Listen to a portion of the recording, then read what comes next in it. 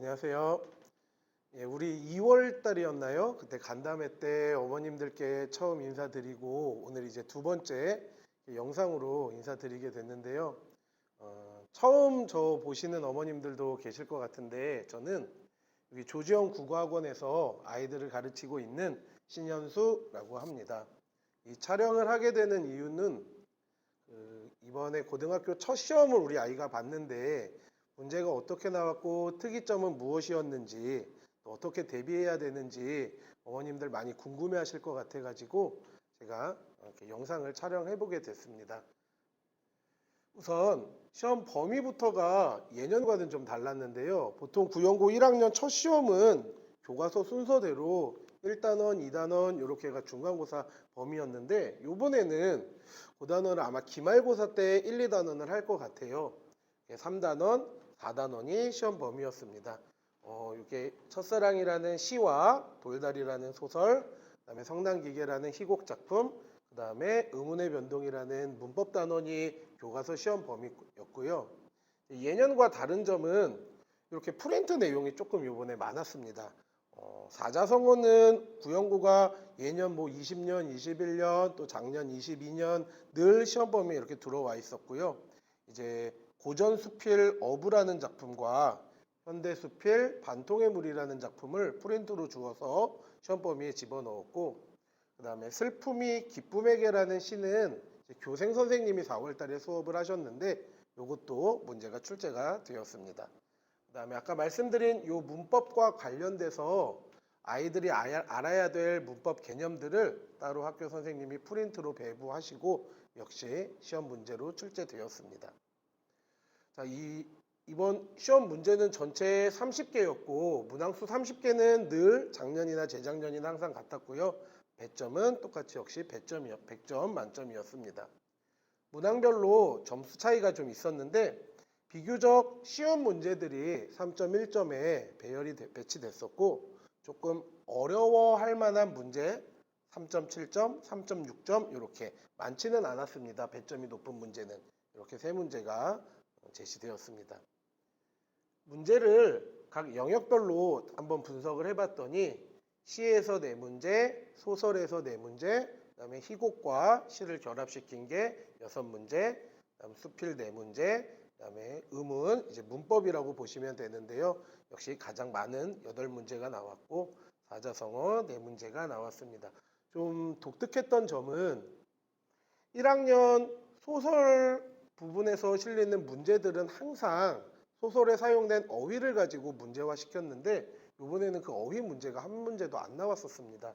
또 하나는 사자성어가 일반적으로 2개 많으면 3개 정도 출제가 됐는데 이번에는 무려 4문제나 사자성어 이렇게 많이 나온 게 좀 독특했습니다.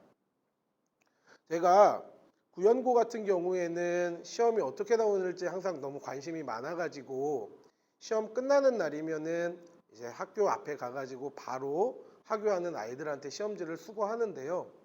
요번에도 이렇게 아이들 시험지를 받아가지고 분석을 해봤더니 독특한 점, 조금 특별한 점이 4가지가 있었습니다.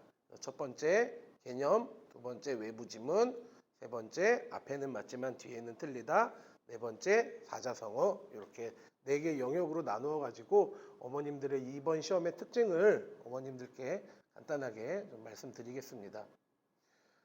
첫 번째 개념 문제가 1번 문제에 나왔는데요.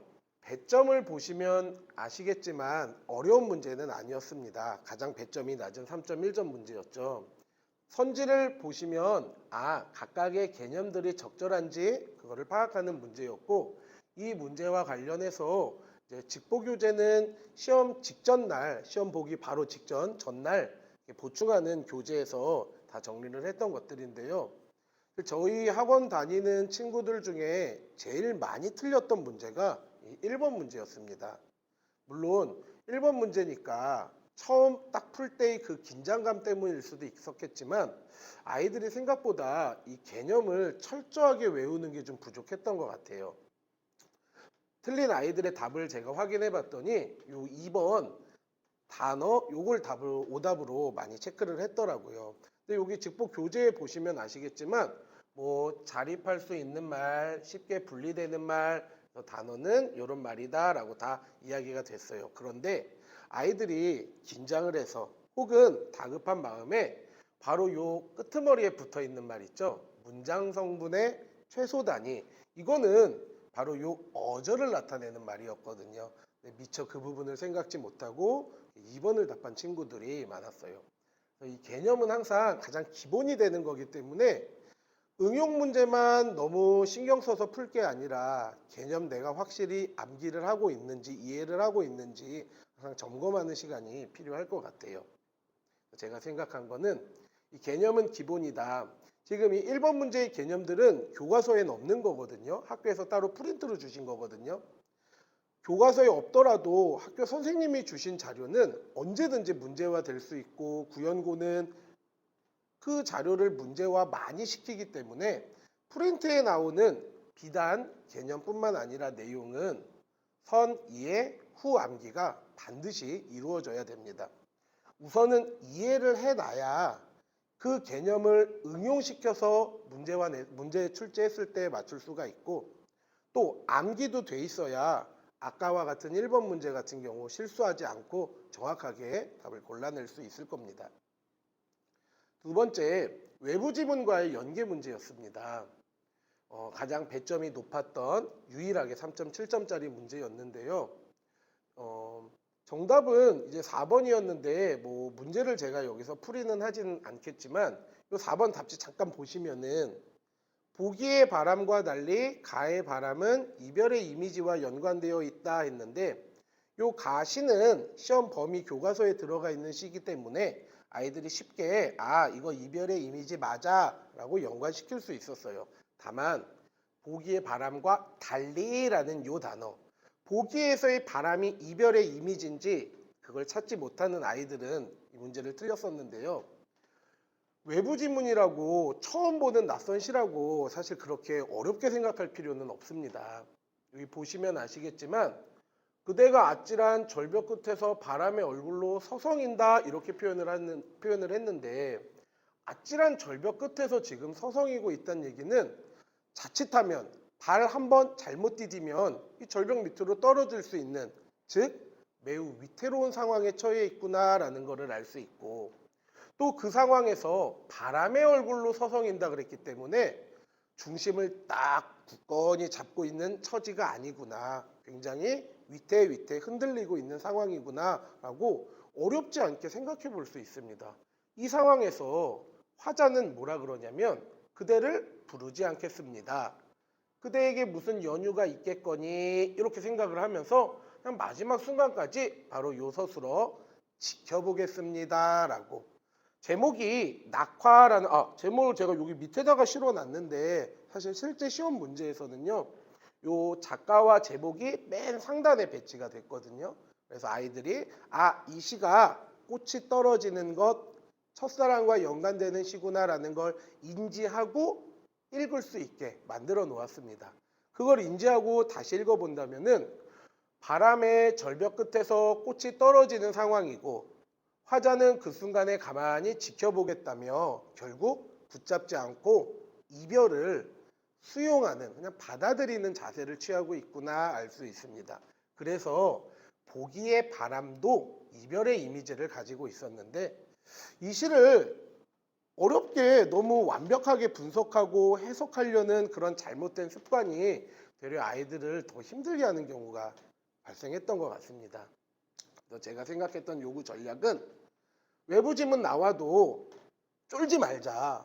나도 한국 사람이고 한국어로 써 있고 그러니까 천천히 편안하게 읽을 수 있는 만큼만 읽어내면은 충분히 맞출 수 있습니다. 물론 외부 지문에 관해서 문제를 풀어내는 그 응용하는 그런 훈련과 응용력은 계속 수업 때 기출 문제를 가지고 연습을 해 나갈 것입니다. 다음 세 번째로 앞에는 맞지만 뒤에는 틀리다. 이거는 구연고가 전통적으로 답지에서 많이 쓰고 있는 함정의 방식인데요. 지금 요 4번, 6번, 8번, 22번 네 문제만 제가 준비를 해왔지만 사실 더 많은 굉장히 많은 문제들이 선지에서 앞에는 맞지만 뒤에 하나만 살짝 틀리게 앞에는 맞지만 뒤에 하나만 살짝 틀리게 만드는 출제 모습을 보입니다. 6번 문제도 여기 보시면 아시겠지만 디귿에서 계속 같은 말 나오다가 요거 한 단어, 리을 역시도 같은 말 나오다가 골격이라는 한 단어가 적절치 않은 단어로 싹 집어넣어서 아이들을 틀리게 합니다. 8번 문제도 마찬가지로 단 한 글자. 22번 문제도 흔히 지주와 자긴을 CD에다가 배치해 놓고 답지에서 C는 비판의 대상, D는 긍정의 대상 삼고 있다 이렇게 썼는데 아이들은 지주가 이게 큰 땅을 소유하고 있으면서 땅에 대한 애착 없이 이 소설 안에서 보면 그래요.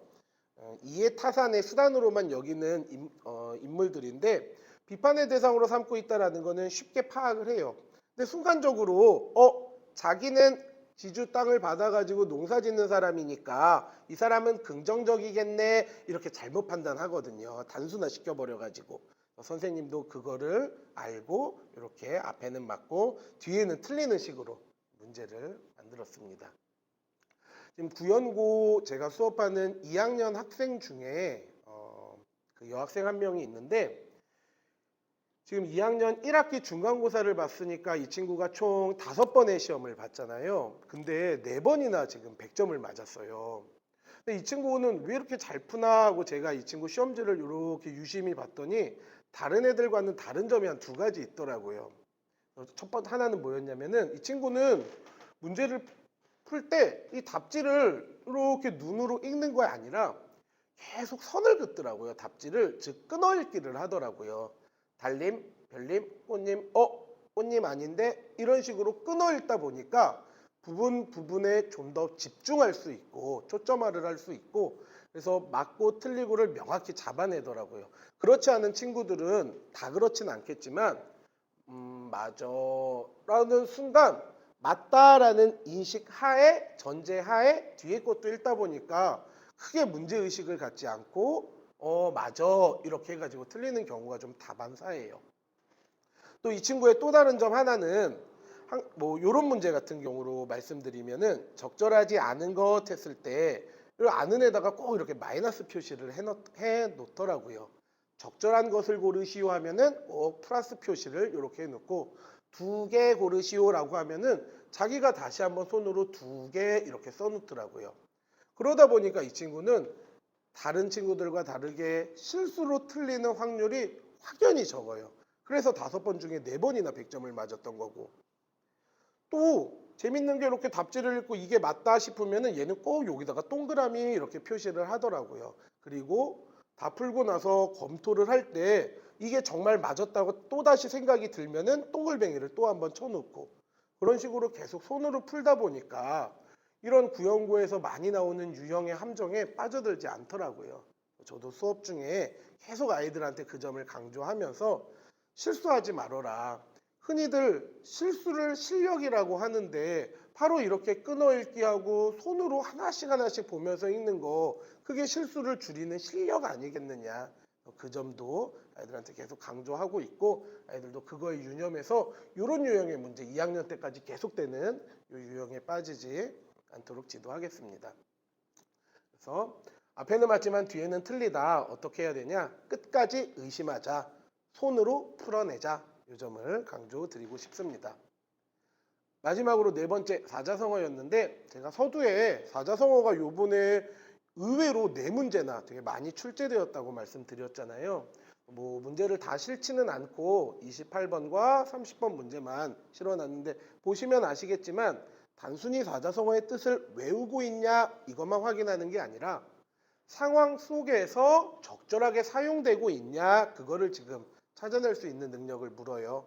그래서 저도 수업 때 이건 이제 실제 아이들 수업하는 교재거든요. 사자성어. 이렇게 상황 속에서 그 사자성어가 적절한지 적절하지 않은지 구분할 수 있게 계속 훈련을 시키면서 수업하고 있습니다. 사자성어는 시험 직전에 또는 2, 3일 전에 하기에는 상당히 버거운 양이에요. 그래서 평소에 우리 학원에서도 한 달 전에 내신 대비 시작할 때 계속 4분의 1, 4분의 1, 4분의 1 이렇게 25%씩 미리미리 해놓으면 10점은 덤으로 가져간다. 그래서 요 점을 좀 말씀드리고 싶습니다. 실제 학원에서 애들이 많이 틀린 문제들이 그 아까 나왔던 1번 문제랑 사자성어 문제였어요. 그런 문제들 계속 반복 훈련시키는 게 좋을 것 같습니다. 예년 같은 경우에는 시험이 끝나면 1등급 컷이 몇 점이다 이 얘기를 해주셨거든요. 후연고가. 근데 요번에는 얘기를 안 하시고 있더라고요. 국어 같은 경우에는. 물론 중간고사, 수행평가, 기말고사 이 세 가지가 합쳐져 가지고 등급이 산정이 되니까 중간고사만의 등급 컷이 큰 의미를 갖지는 결정적인 어떤 역할을 하지는 못해요. 나머지 두 개도 중간고사만큼의 비중들을 가지고 있는 거기 때문에. 하지만 아이들의 점수를 이렇게 조사해 봤더니 지금 100점이 전교에 7명 정도 있다 하고 10명까지가 1등급이라고 생각해 보면은 아마 하나 틀린 친구, 그 배점이 좀 낮은 걸로 하나 틀린 친구까지가 1등급이 되지 않을까 싶어요. 내 아이가 1등급이 아니었고 뭐 2등급이었어도 너무 일희일비하실 필요는 없는 게 수행평가도 있고 기말고사도 있고 이 모든 게 같이 합쳐져 가지고 등급 산정이 되는 거니까 지금 뭐 잘 나왔다고 생각보다 조금 못 나왔다고 좋아할 필요도 뭐 힘들어하실 필요도 슬퍼하실 필요도 없을 것 같고요. 2학년 같은 경우에도 똑같이 100점이 7명이 나왔더라고요. 근데 2학년은 90점 이상이 27명이라고 말씀해 주셨거든요. 25, 6등까지가 2등급인 거를 감안해보고 2학년의 점수에 비추어 봤을 때 이번 1학년 중간고사도 90점까지가 2등급 아닐까 이렇게 짐작은 됩니다. 항상 구연고 수업할 때 제가 제일 마음속에 두고 있는 두 가지가 효율성과 그 다음에 위기감이거든요. 구연고 학생들 수업할 때 어떻게 해야 더 아이들에게 효율적인 수업이 될까 그 고민 늘 하면서 그리고 자만하지 않고 위기감 갖고 계속 수업해 나가도록 하겠습니다. 자, 아까 말씀드린 네 가지 간단하게 다시 정리해 보면은 우선 개념은 기본이기 때문에 학교 선생님이 주시는 프린트에 있는 개념들 우선 이해하고 꼭 암기해서 개념 문제뿐만 아니라 응용 문제까지 다 마스터할 수 있게. 그 다음 두 번째 외부 지문 한국 사람이다 긴장하지 말자 나도 맞춰낼 수 있다라는 생각 가지고 이 부분은 제가 어떤 외부 지문이 나올지는 찝어내지긴 힘들어요. 이거는 학교 선생님이랑 뭐 예수님 아니면 알 수 없는 거기 때문에 다만 그 외부 지문에 새로운 지문에서 계속 아이가 응용 훈련을 통해 가지고 맞출 수 있는 응용해서 정답을 고를 수 있는 능력을 계속 키워주도록 하겠습니다. 세 번째로 끝까지 의심하면서 선을 그어가면서 하나하나 꼼꼼히 보자. 어차피 시험 시간이 부족하진 않거든요. 그래서 선을 그어가면서 하나씩 하나씩 정말 맞는지 아닌지 의심하면서 풀게 하여 실수 줄이고 네 번째 평소에 해놓으면 이 사자성어는 10점은 덤으로 가는 거기 때문에 사자성어도 꼼꼼히 준비시키도록 하겠습니다. 여기까지 이번 시험에 대해서 궁금해하신 점 어머님들께 이렇게 간단하게 영상으로 말씀드렸고 다른 또 궁금하신 점 있으면은 제 번호 아시니까 언제든지 부담 갖지 마시고 편하게 문자 주세요. 저도 어머님들 문자나 전화 기다리고 있겠습니다. 네, 여기까지 이번 시험 경향 분석 마치도록 하겠습니다. 감사합니다.